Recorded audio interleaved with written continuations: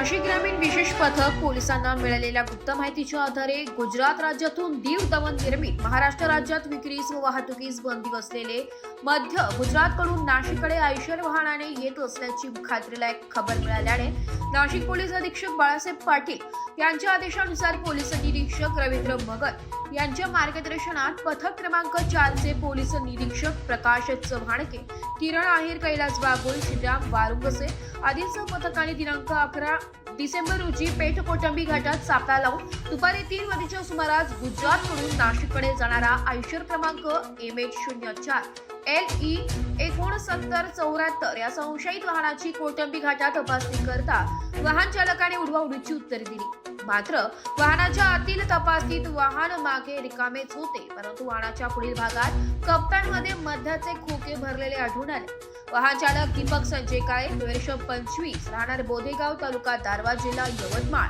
याच पोलिसांनी ताब्यात घेतलाय। या विदेशी दारू दमन निर्मित whisky McDowell's number 1, Royal Challenge, Royal Special Premium, Royal Stag, John Martin, DSP Black, Eicher वाहन, मोबाईल फोन असा किंमतीचा अंदाज 28,55,440 रुपयांचा मुद्देमाल पेठ पोलीस ठाण्यात जप्त करण्यात आलाय। एस मराठी न्यूज साठी तालुका प्रतिनिधी प्रकाश पगारे, पेठ।